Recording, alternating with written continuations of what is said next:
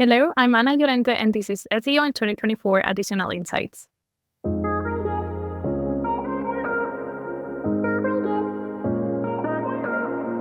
Anna, what's your additional insight for SEO in 2024?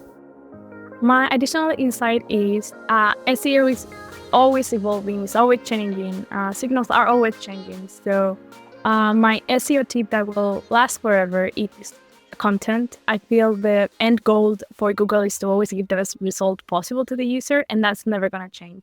So whatever that result is, then we need to provide it with. And I feel having the best quality content out there is what's going to make Google really see our potential. Okay, so your tip is going to last forever. That's a big statement. That's a big statement. We'll record this again in 20 years' time and revisit what you're saying. Yes. Yeah. So you talked about high quality content. So how do you optimize Google for high quality content and to ensure that it continues to deliver what you're providing it? Yeah, so it's not one thing that you do once. It's content optimization over the months and years. The things that you do, those might change. So those are the techniques, those are the strategies. But at the end, it's always given the best content. I feel that will vary from industry to industry. Your product will be different from others, how big you are. But I feel what I've seen throughout the years is at the end of the day, is the content that is winning. So that's what I mean, that my SEO tip will last forever, is because I feel content will be the most important thing always. So how does Google measure quality? That's a great question. And nobody knows, right? Exactly how it does. I was hoping that you would know, yeah. No, of course nobody does. Even after the famous leak, with all those documents telling you a few signals, I feel Google is getting better and better to evaluating that. And SEOs, for years, we have known some of the techniques. So we know meta title, we know keywords, we know search intent and domain authority and backlinks. I think we play a guessing game. And then we do things that sometimes work, sometimes don't work. And then we optimize and re-optimize. I feel the algorithm is there in order to fight SEOs trying to trick the algorithm. So I feel it's like a chasing game about how much we get to trick the algorithm, how much it gets better so we don't trick it anymore. Long story short, I don't think anybody does know exactly the techniques or the strategies of the signal, but I don't feel it's that important to always start to trick the algorithm, if that makes any sense. Sure. But you say you're constantly testing. So what are maybe some examples of types of content that you've tested that have worked extremely well? So what we've seen, time-sensitive content has worked really well against seasonal, that's, I don't know, content that has been there for years, that's harder to outrank. So we've been trying to focus on something that's really tied to time, that's current, that's good, that's new, that nobody else is writing about. And we've been trying to focus on that. And that's for exactly the same reason. If we always do the same things and all SEOs do the same thing, then it's a battle against us, not really Google. So yeah, we've been trying to focus more on new topics. So how do you determine that a piece of content is likely to be great from a time-sensitive perspective? So we actually get in touch a lot with our customers. We are in constant talks and chats. So it's easier for us to identify their needs, the trends, the things that they are talking about, even before we have search volumes on tools or other people writing about it. That's I think it's great for us. Is we know what our customers and users need, and we just give that to them. How important is search volume? It's a tricky one. We don't focus about search volume so much, but traffic potential, but at the end of the day, it's all the same. I think it's important that when you create content, you have a focus on who is going to read it. So yes, search volume, it is important, but also at the same time, it's just a metric that is not real. It's just made up. And so it's never accurate, if that makes any sense. So you're really missing a lot of opportunity just because you focus on search volume that, it's 10, nobody's going to read it. And then you get 500 clicks a month, which may be okay for you or maybe not. But yeah, that you need to evaluate yourself. So what metrics are real and accurate and good to focus on? So, oh, that's a good one. I mean, traffic potential for sure is one of the ones that we follow. So I'm not going to lie, we do focus on traffic potential. But other than that, we also trust intuition in what topics are like trending and popping up right now. And we try to cover those as well. So when you're sitting down with a client, I mean, how regularly do you sit down with a client to review performance, and what kind of questions do they ask to determine how successful it's been? So, I mean, we talk to them all the time, really. We focus on the reviews they provide us with. We have some internal data that we gather just because the users are using our own tools. So we know some of the behaviors that they have and they use. Like, we are really keen on like learning about this data and how we can utilize it. So it's like an ongoing process all the time. So what's your process for sitting down and determining what type of content you should be producing, whether it should be long form, short form, video, where you should be publishing it? Yeah, no, that's a great one too. I think that comes back to search intent. So there are some queries that, a video will fit best versus other type of content where what they're using is just like a short question. So a short article could just make the work. So yeah, that really comes back to search intent, what the user really, again, is asking for. Okay, and search intent. And do you, again, trust your instincts and do that manually to determine search intent, or do you use software to establish that? We use software. I'm a huge fan of Href. Sorry if I can mention that tool. No, that you can mention any tool you want, yeah. Yeah, so I'm a huge fan of that. So that helps a lot with the established keywords, just to figure out what type of content is out there. So we kind of like replicate it, just try to make it better. But yeah, that's a big one for us. So when you've established search intent, then maybe what's an example of a type of content that would tie to a particular search intent? So, for example, if we are looking at a how-to guide and we see that on the SERP already, we may provide the user with a how-to guide or even include in a video about how to like do a certain process. Versus if we find like a listicle on the SERP, then we may, say, okay, this is actually better. There's not video needed. It's just more like a list of the tools that they can use, for example. So some things like that. Some things that we've been using a lot is like images. We see a lot of images ranking on SERP, and now a lot of our traffic is actually coming from images. So Google image search specifically, or exactly. Yes, okay. Yeah, we had a huge now. I mean, it's not a huge like enormous, but it's quite a big chunk of traffic that comes from images now. So yeah. And what about other image specialists?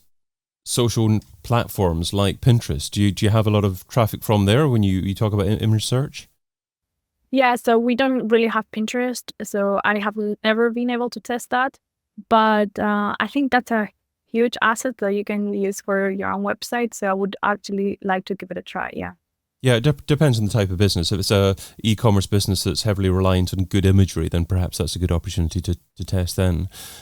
You mentioned video certainly as well, and we talked beforehand about you having certain opinions about best practice in YouTube SEO. So can you give a brief summary on your thoughts on that, please? Yeah, of course.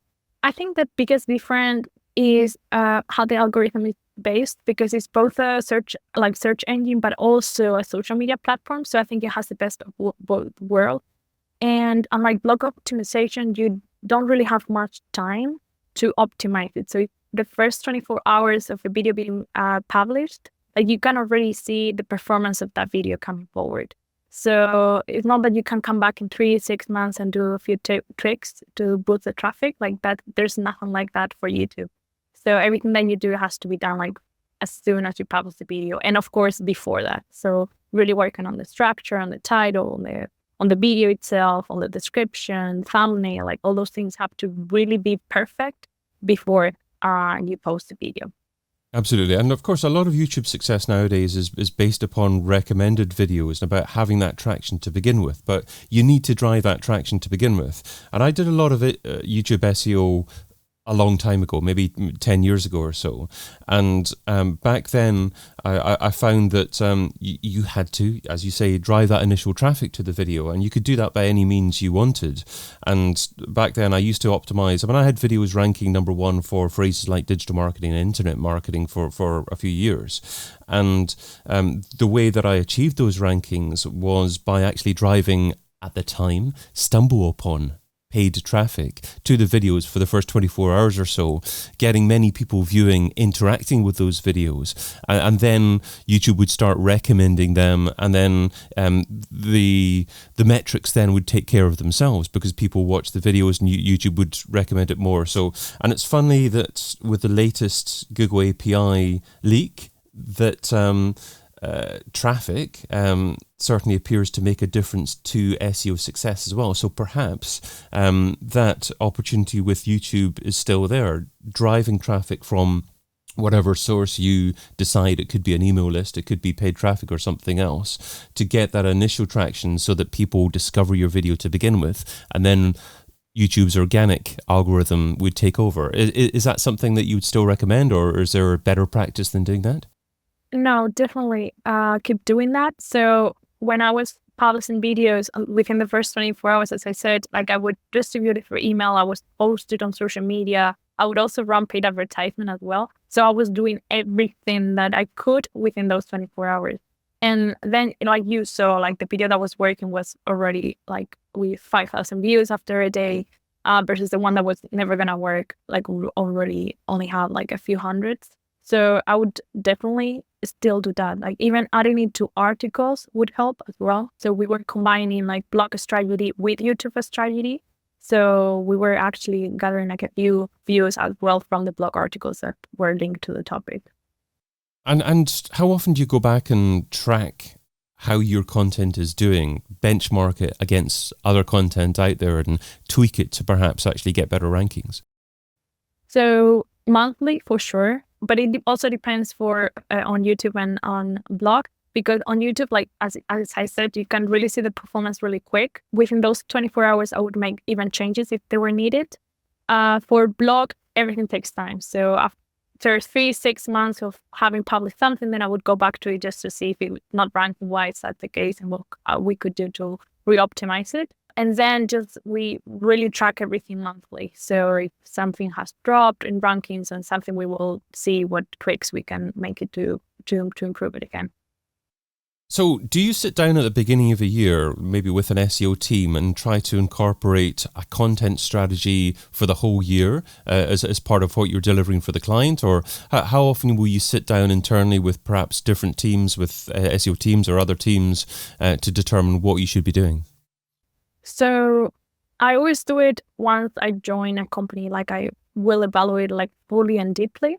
And then every 6 months, I will reevaluate if there is something that needs to change again. If not, we will just keep with the same strategy and content calendar that we had so far. But yeah, more like 6 months to 1 year, I would say. There will be like content that needs to be updated, and then we will have like a list ready for like the next few months. So yeah. Great. Okay. And then just finally on measuring success. So we're talking about YouTube.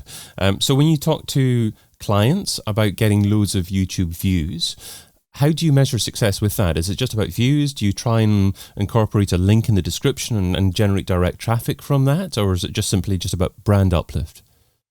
Yeah, for me with YouTube, it's more about brand awareness and brand lift. Because there is just so little that you can accomplish when it comes to like actual traffic to the website or even conversions. So I feel it would be fair to measure success just by the number of customers that come from YouTube, because at the end of the day, it's a social media platform. So people are mostly there to be like entertained or educated even, but it's hard that you will be able to measure that you got a customer coming from YouTube. So yeah, for me, it's like the views, the subscribers, like if those metrics keep going up, then it's a good sign that you're doing a good job.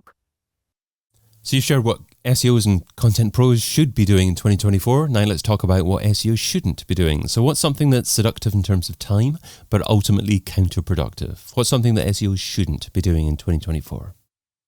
So I feel they shouldn't be focusing so much on trying to trick the algorithm. And I think that comes back to what I said in the beginning. At the end of the day, if you have high quality content, then I feel you will be more successful in the long run, and you will have to make less changes than if you were to focus on the latest update that is there. Because core algorithms changes happen like every 6 months, and then you will have to switch your strategy. Whereas if you focus on like content itself, then you are building for the long term.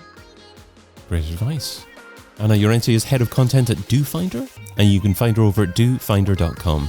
Anna, thanks so much for adding your additional insight to SEO in 2024. Thank you too. I've been your host, David Bain. You've been listening to an episode of SEO in 2024 Additional Insights, a Majestic series that complements the original SEO in 2024 podcast, video series, and book. Find out more at SEOin2024.com.